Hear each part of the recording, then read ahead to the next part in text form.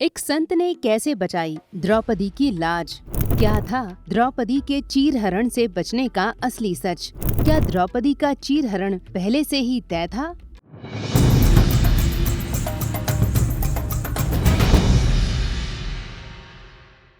दोस्तों, आज हम आपको महाभारत से जुड़ी वो घटना बताने जा रहे हैं जिसे हम कभी भूल नहीं सकते। जब भरी सभा में द्रौपदी का चीरहरण किया जा रहा था, उस दौरान कुछ ऐसा चमत्कार हुआ जिसे देखने के बाद सभा में मौजूद सभी लोग हैरान हो गए। ये चमत्कार कुछ और नहीं बल्कि भगवान श्री कृष्ण की लीला है। ये वो लीला है जो एक औरत की इज्जत को बचाती है।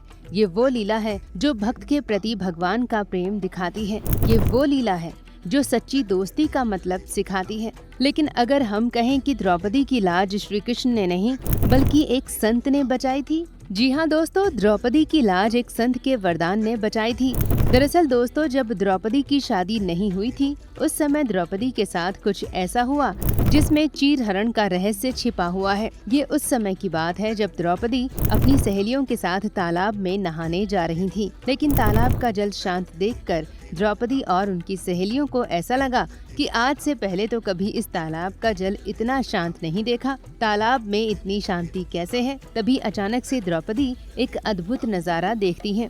वे देखती हैं कि तालाब के अंदर एक संत समाधि में बैठकर तपस्या कर रहे हैं। तालाब का जल उनकी समाधि के कारण ही शांत हुआ है, क्योंकि बहते हुए जल में समाधि और तपस्या नहीं हो सकती। लेकिन फिर द्रौपदी के देखते देखते संत के शरीर का वस्त्र निकलकर तालाब के दूसरे छोर पर चला गया। तभी द्रौपदी ने उन्हें अपनी चुनरी से ढक दिया।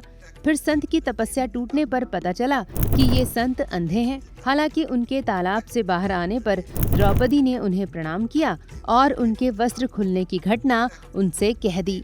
तब उस अंधे संत ने द्रौपदी को ये आशीर्वाद दिया था कि आज मेरे वस्त्र उतरने पर तूने मुझे वस्त्र प्रदान किया है, तो जिस दिन तेरी इच्छा के खिलाफ कोई तेरा वस्त्र उतारने का प्रयास करेगा, उस दिन मैं तुझे वस्त्र दूंगा। संत के दिए इस वरदान से द्रौपदी बहुत खुश हुई, लेकिन उन्हें उनके भविष्य के बारे में कुछ भी पता नहीं था कि आगे आने वाले समय में उनके 5 पति होंगे और फिर एक ऐसा समय भी आएगा जब उनके पति ही उन्हें जुए में हार जाएंगे और भरे दरबार में उनके वस्त्रों को उतारा जाएगा।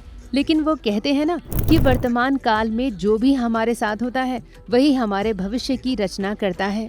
इसी तरह से समय तो चलता रहा और समय के चलते द्रौपदी का स्वयंवर हुआ। इसके बाद अर्जुन ने द्रौपदी से विवाह किया, लेकिन आने वाले कल को ये भी मंजूर ना था, क्योंकि जैसे ही अर्जुन अपनी पत्नी के साथ अपनी माँ के पास गए और बोले कि देखो माँ, आज मैं क्या लेकर आया हूँ, तो बिना कुछ देखे अर्जुन की माता ने कह दिया कि 5 भाई आपस में बांट लो।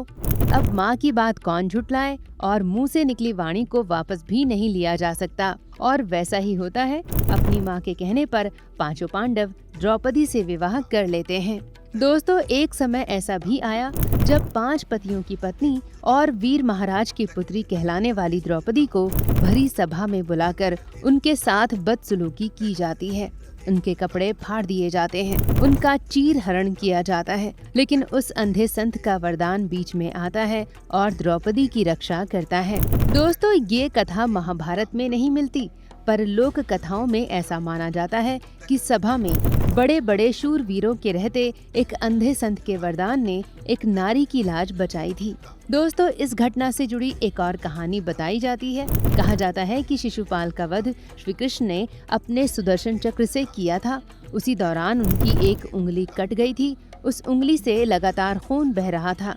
ये सब देखने के बाद द्रौपदी काफी चिंतित हो गईं और द्रौपदी ने तुरंत अपनी साड़ी का पल्लू फाड़कर भगवान श्री कृष्ण की अंगुली पर पट्टी बांध दी। द्रौपदी के चेहरे पर खुद के लिए इतनी चिंता देखकर श्री कृष्ण की आंखों से आंसू आ गए। तब श्री कृष्ण ने कहा कि हे सखी, मैं तुम्हारी इस बात को हमेशा याद रखूंगा और भविष्य में इस साड़ी के टुकड़े की कीमत जरूर चुकाऊंगा। देखते ही देखते दोस्तों, वो दिन भी आ गया जब भरी सभा में द्रौपदी को उनके केश पकड़कर लाया गया।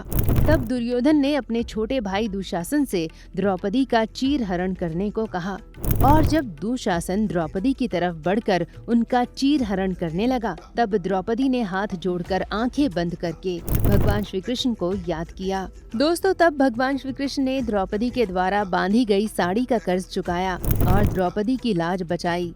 तो दोस्तों, कैसी लगी आपको हमारी आज की कहानी? अगर पसंद आई हो तो इसे लाइक और शेयर जरूर करें